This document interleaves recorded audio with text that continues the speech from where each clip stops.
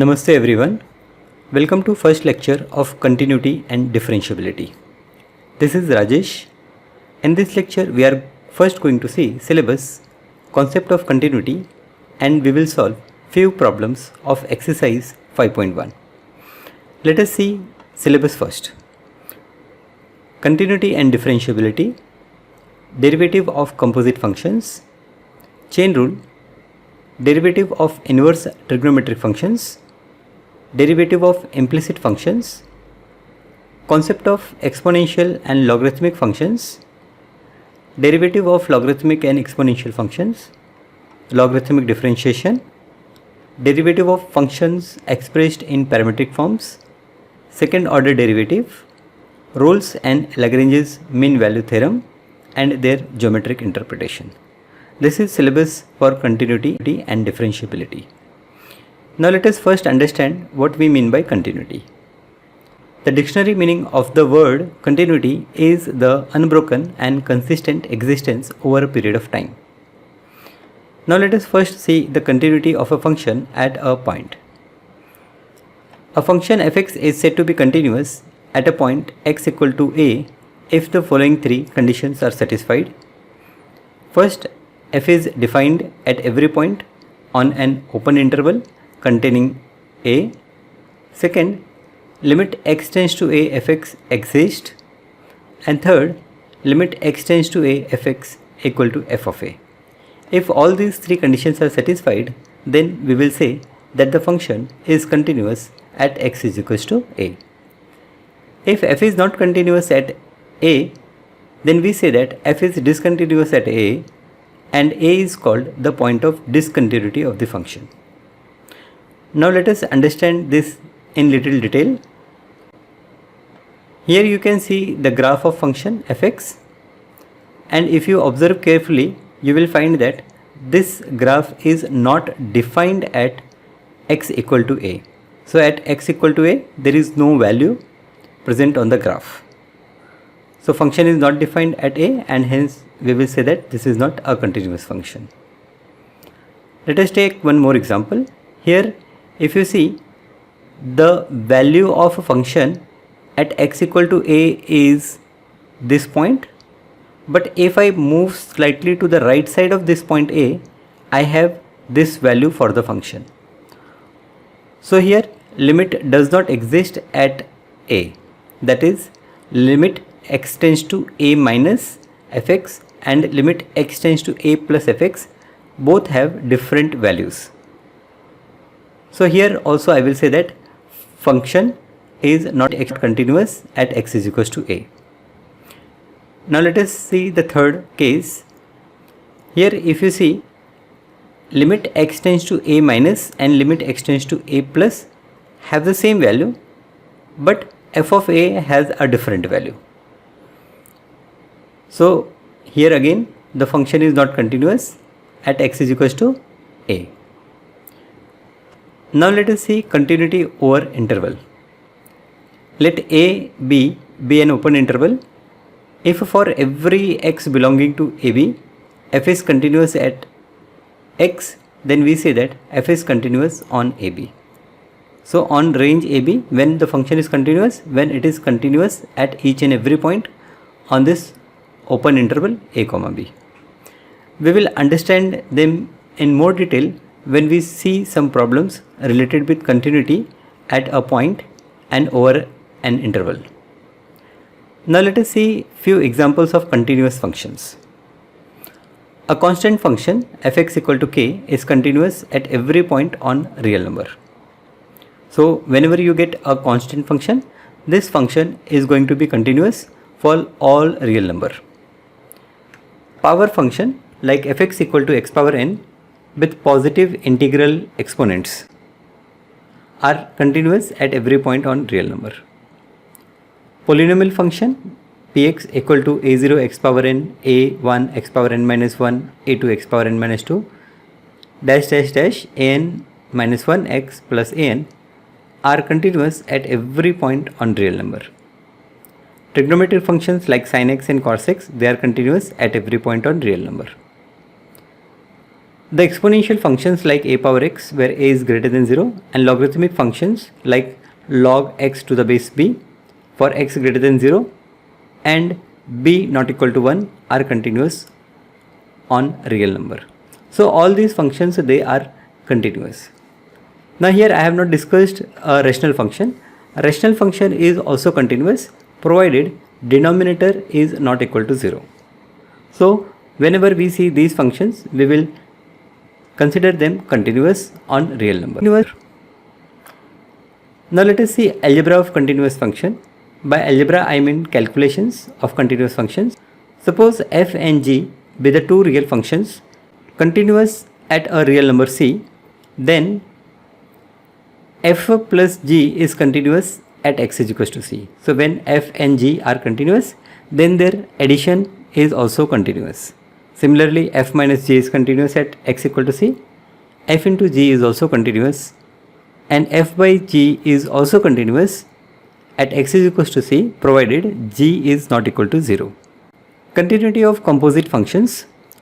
Suppose f and g be two real functions such that f of g is defined at c. F of g means f of g of x is defined at c. If g is continuous at c and f is continuous at gc, then we say that f of g is continuous at c. Again, when we see problems, you will understand them in better way. Okay, so now let us start exercise 5.1. First problem is prove that function fx equal to 5x minus 3 is continuous at x is equals to 0, at x is equals to 3 and at x is equals to 5. Now if you draw the graph of a function, and to draw the graph you did not have to lift your hand from the paper, then that function is continuous. Okay, now we have seen definition of continuous function. Let us use those definitions and try to check whether the function fx equal to 5x minus 3 is continuous at x is equals to 0, x equal to 3 and x equal to 5. So first I will take x is equals to 0. Now f is continuous at x is equals to 0 if limit x tends to 0 fx equal to f of 0. So let us first find limit x tends to 0 fx. For this the given function is 5x minus 3, so I will put limit x tends to 0 5x minus 3. It gives me answer as minus 3 as value of x is very close to 0. And f of 0, if I direct put the value of x 0 in the equation 5x minus 3, I will get answer as minus 3. So here limit x tends to 0 fx is equals to f of 0. Therefore I will say that the function fx is continuous at x is equals to 0. I hope you understand how to solve this type of problem, right? Okay, now I have to check continuity at x is equals to 3. So as you done for x is equals to 0, in the same way you will proceed for x is equals to 3 and you will get the answer. So I left this part, that is at x is equals to 3 and at x is equals to 5 to solve by yourself. Now let us move to next question. Examine the continuity of the function fx equal to 2x square minus 1 at x is equals to 3. So this problem is similar to the problem which we have done just now. We have to check continuity of fx equal to 2x square minus 1 at x is equals to 3. So I will say that the function is continuous at x is equals to 3 if limit x tends to 3 fx equal to f of 3. So when I find limit x tends to 3 fx, I will get result as 17. Now when I find f of 3, it will also give me result as 17. So from 1 and 2 I will say that limit x tends to 3 fx equal to f of 3. Therefore fx is continuous at x is equals to 3. Third question is examine the following function for continuity. Now here I haven't given any particular point. I have to check continuity in the real number. Now given function fx is x minus 5. Since this function fx is a polynomial function, I will say that fx is defined for every real number c. Now I will check the continuity at x is equals to c. So this c is any general point in real number. I have to check continuity at this point c. I will say that fx is continuous at x is equals to c if limit x tends to c fx equal to f of c. Now first I will find limit x tends to c fx. Here the function is x minus phi, so I will put the value of x as c. I get result as c minus phi. When I find f of c, it will also give me c minus phi. So from 1 and 2, I will say that the function is continuous for x is equals to c, where c is any real number. So I will say that the function is continuous for all real number. Now, as we have seen that constant function, polynomial function, algebraic function, they are all continuous at real number. We can give the statement and write that the function is continuous. That is also valid. So here I will say that function fx is continuous at each x belonging to real number. Now the second part is fx equal to 1 upon x minus 5. I have to check the continuity. Now here it is a rational function. So first I will check where the denominator is 0. So at x is equals to 5, denominator is 0. Now if I check continuity at x is equals to 5, what I get? First, if I put x is equals to 5, I will have 1 upon 0, which is not defined.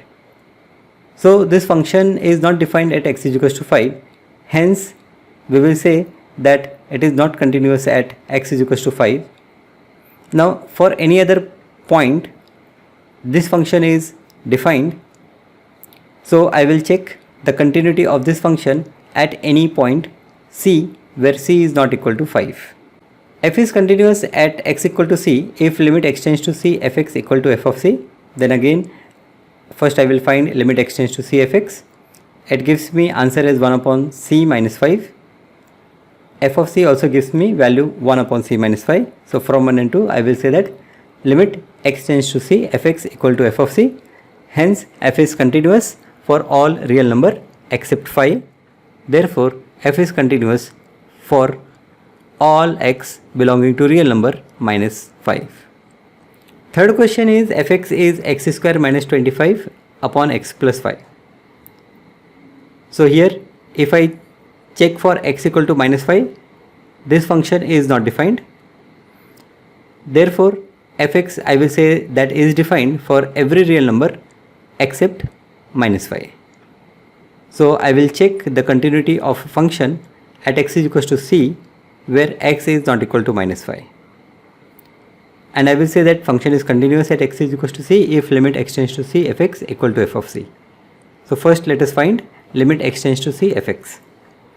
Limit x tends to c fx is x square minus 25 upon x plus 5. I will simplify it. I will get limit x tends to c x plus 5 into x minus 5 upon x plus 5.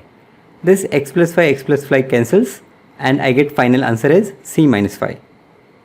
Now f of c also gives me the same value, that is c minus 5. So from 1 and 2 I can say that the function is continuous for all real number except minus 5. Therefore f is continuous for all x which belongs to real number minus 5. Next question is fx equal to mod of x minus 5. So here, as the function is mod, it is better that I redefine this function. Now I should always get value as positive. When x is less than 5, this x minus 5 gives me a negative value. So I will redefine it and I will put a negative sign before x minus 5. And when x is greater than or equal to 5, the function is x minus 5. The function is defined at all real values. Let c be a real number. Then I have three cases: either c is less than 5, or c is equals to 5, or c is greater than 5. Now let us discuss first case when c is less than 5. So for c less than 5, limit x tends to c fx is limit x tends to c fx I will use as minus x minus 5, which gives me answer as 5 minus c. f of c is again phi minus c. So from 1 and 2 I can say that limit x tends to c fx is equals to f of c when c is less than phi. Therefore f is continuous for all x less than phi. Let us check continuity when c is equals to phi. So for c is equals to phi, the function will be continuous when limit x tends to phi minus fx will be equals to limit x tends to phi plus fx is equals to f of phi. So let us first find limit x tends to phi minus fx. Limit x tends to phi minus fx is limit x tends to phi. Here in place of x I will put phi. So phi minus phi, it gives me value as 0. Limit x tends to phi plus fx is equals to limit x tends to phi x minus phi. Now here I put the value of x as phi and I will get answer as 0. And when I direct find f of phi, I will get answer as 0. So from 1, 2 and 3 I will say that limit x tends to phi minus fx equal to limit x tends to phi plus fx equal to f of phi. Therefore I will say that f is continuous for x is equals to phi. Now third case I will take when c is greater than phi. So for c greater than phi, limit x tends to c fx equal to limit x tends to c x minus phi, which gives me result as c minus phi. F of c also gives me result c minus phi. So from 1 and 2 I will say that fx is continuous when x is greater than phi. So from case 1, 2 and 3 I will say that f is continuous for all real numbers. So fx is continuous for all x belonging to real number. So in this lecture I will stop here. Next problem I will see in next class. Thank you.